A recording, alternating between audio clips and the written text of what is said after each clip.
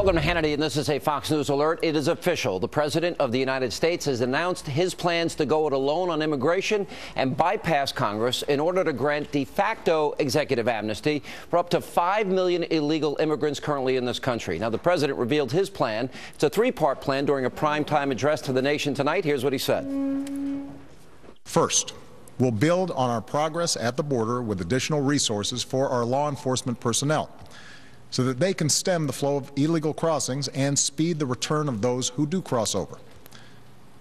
Second, I'll make it easier and faster for high-skilled immigrants, graduates, and entrepreneurs to stay and contribute to our economy, as so many business leaders have proposed.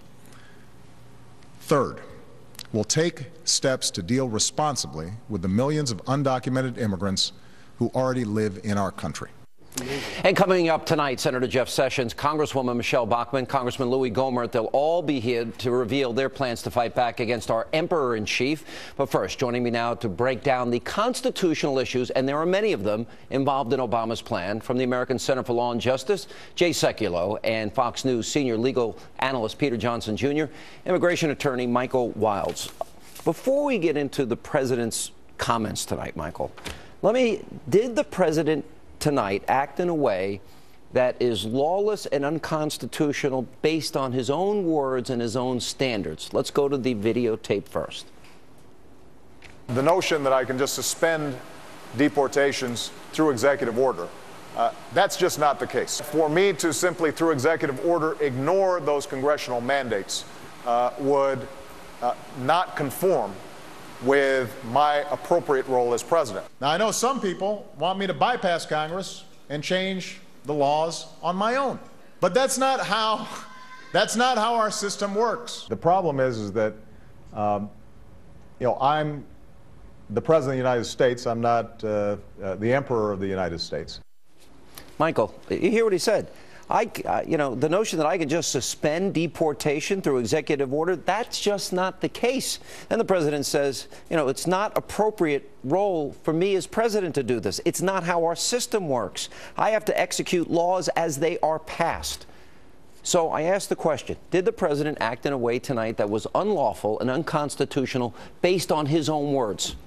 Sean, first, thanks for having me on. Great to have you. You're gold. That trip to Israel you took, thank you, went to my heart. I appreciate that. And I have to tell you, it's not you. I think that the dialogue has deteriorated significantly on immigration. This president... I want to hear your thoughts on immigration, but I'm going to tell you right now. This is an important question. This president has not made law. He has exercised prosecutorial discretion by saying, I'm going to defer taking action on these individuals. You run a big company.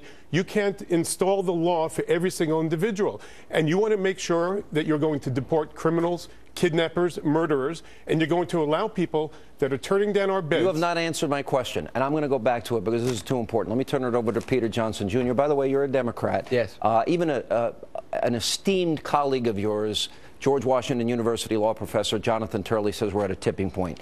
Based on the president's own standards, is what he did tonight lawful or unlawful, unconstitutional? Openly defiant of the United States Constitution. Based on his own words. Absolutely. Tonight, the President of the United States says it's about who we are as a country. So if anyone looks at this presidency or this executive branch, who we are as a country is a country that doesn't value the Constitution, that doesn't value the separation of powers, that says I can nullify any act of Congress anytime I want. And if you want to have a better law, pass one that's different and better than the law that I'm enacting as the President of the United States. The President of the United States does not and should not and cannot enact laws. Okay, so this 11 presidents, Sean, 11 presidents have done this. He did not make a law. That is absolutely positively correct. We'll get to that in a minute. But look, I know those are the talking points. I know the president mentioned it. Jay, I'll let you handle it first. Go ahead. Yep. Well, that's just not correct. What Michael's saying is incorrect. When they rely on President Bush and President Reagan, there was underlying legislation that served as the basis upon which the executive order was issued. That's constitutional. What is not constitutional is providing a substantive right, which the president has done, will do tomorrow when he signs the executive order, when there is, in fact, no underlying law to support it. And you'll see this reliance, Sean, on the 1986 law that President Reagan used to issue an executive order. What people are failing to recognize, that that particular law applied to people that came to the United States prior to 1982. That's what the law was involved with in that particular case. So the president does not have the authority to do what he has now about to do tomorrow.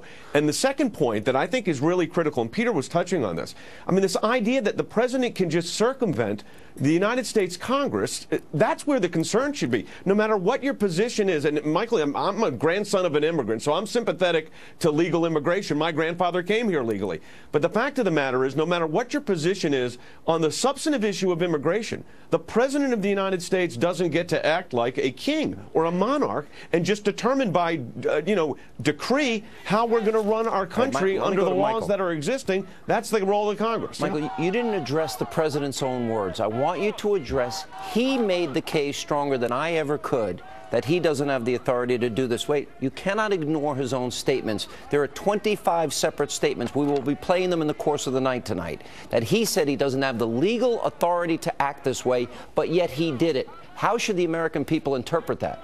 This president has deported over 2 million people. Not answering my question again. This is too important. Give me a chance. You're a lawyer. Please help us. Sean, give me a chance. At least they're not putting pictures of people running fences behind me, which is usually what happens here.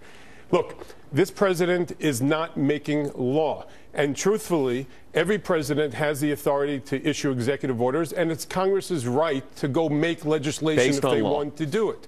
The bottom line here is he is not creating new statuses, and we are now letting the illegal obfuscate the legal immigration. What do you mean he's not creating a new status? He's not absolutely is creating. He's giving work permits to people that are not here legally. Giving a work authorization temporarily for 3 years. All right, let me go to your fellow panelists. And he's my new brother in the law, but I think you're absolutely wrong on this. He's created a standard. Yep. He's created a new law. He's created a new ability in the presidency of the United States to wipe away 30, 40, 50 years of immigration laws in this country and say, you haven't acted, I want this done, I'm doing this, and if you don't do it, this is going to stand. And then Sean, attaches some moral imperative to it that's absolutely inappropriate. Emotionally, we all want the right thing. We want the ability for people to be happy in this country. Moral imperatives are not the role of the president to determine when there's Congress that's in place here. I don't think you can simply ignore Congress, which is what's happening here. So while you morally may sympathize with what the president's trying to do, the way to do that would be get legislation through, which, by the way, the president had the ability to do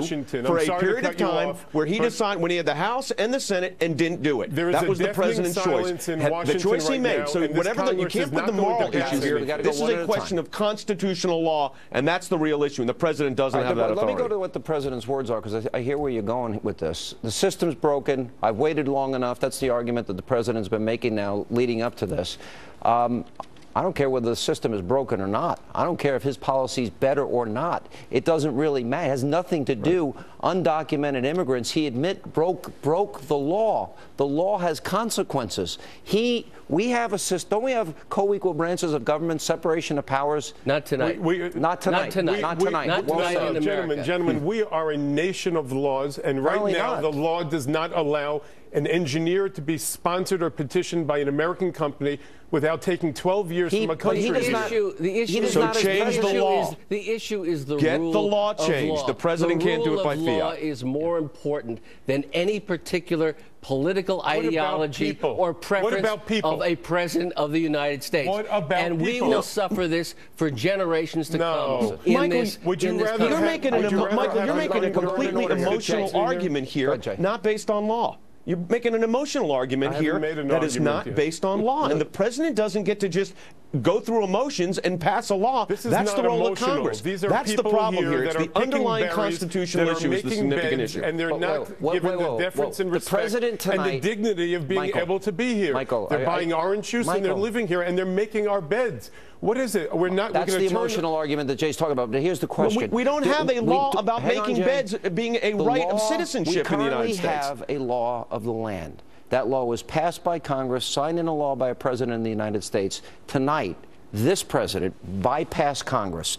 We have separate. Listen, you're an attorney. I shouldn't have to tell you this. Law changes, wait a minute. We have separation of powers and co-equal branches of government. The law changes when Congress passes a law. An emperor. All right, guess what? And a monarch. Okay. Everyone had their shot at a Democrat and a former mayor and an immigration lawyer. Let's tomorrow now give Congress the microphone and the lights on them. But and let's see what they're going to do. Let them make the rules. They make rules. The president executes the law. They make the laws. Correct. The president's and he's executing within his authority. No. They can't find a law firm that's going to sue the president.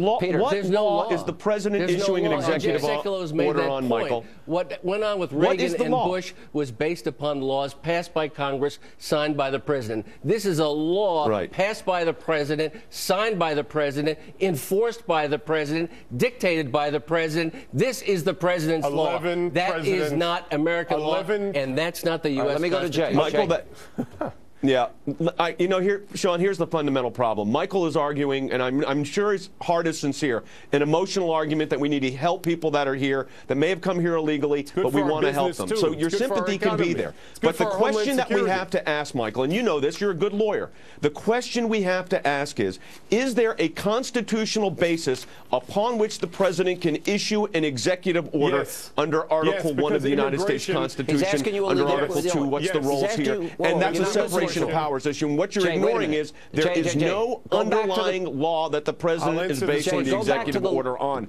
And at the end of the day, you can be as sympathetic as you want to people that are here illegally. Fix the law. Don't have the president do it by fiat. I'll answer his question. Immigration is a shared authority constitutionally, came out of the Hannity case, and with the president. It's a joint responsibility where the president executes on laws remember that Youngstown Congress Steel. makes. Presidents have tried this before. It doesn't work out so well. And has not made laws. This president may be late and may be politically astute at this time, but this president is now stepping up and is going to fix a broken system. And we're all correct, gentlemen. Congress really has the authority 2 weeks to after make an election. law. It's up to Congress tomorrow morning, and let's all run down to Washington and see what these people are going to do. They will not move. The new trust given to a Republican the problem Congress, is, they're not going to move. You've got it backwards. The President, Peter, in 2009 and 10, had a Democratic House and couldn't get it done. Hang on. I agree. He didn't get it done, but he doesn't have the ability to do it this way. Let me ask you a question. Yeah. Do you agree with Jonathan Turley that this is now bringing this country to a constitutional tipping point? Is it that serious? I hope it does not. And I hope that the president's calmer angels prevail on this, because it's too late. He's way off base. And even a first-year law student would understand, based upon the Constitution, the separation of powers, what his true abilities are in the Constitution, that he has exceeded it. And he's exceeded in a way for personal political gain. We owe more to Americans. We owe even more as well to the foreign immigrants to this country. There should be a path, but this is not the path. He says he's polluted their path. We cannot unfairly reward. They will be rewarded because they get to stay. That is the reward of breaking the law. All right, we're out of time. I know you want to talk more, but this legal question is, to me, the single issue in this debate. This is it. All right, guys, thank you both. All right, busy news night tonight on Hannity. When we come back, we'll have more on the president's brazen de facto amnesty announcement delivered just a short time ago. We got lawmakers from both chambers of Congress. Coming up next, Senator Jeff Sessions, Congresswoman Michelle Bachmann, Congressman Louis Gohmert are here. Then later, the tense situation in Ferguson is escalating tonight ahead of the grand jury's announcement about whether Officer Darren Wilson should be charged in the shooting death of Michael Brown. Last night, the Hannity crew caught on tape what no other media caught, and that is law enforcement clashing with protesters. You'll only see it here tonight on Hannity. We'll check in with David Webb. He's outside the Ferguson police station with the very latest at this hour on this busy news night. Stay with us.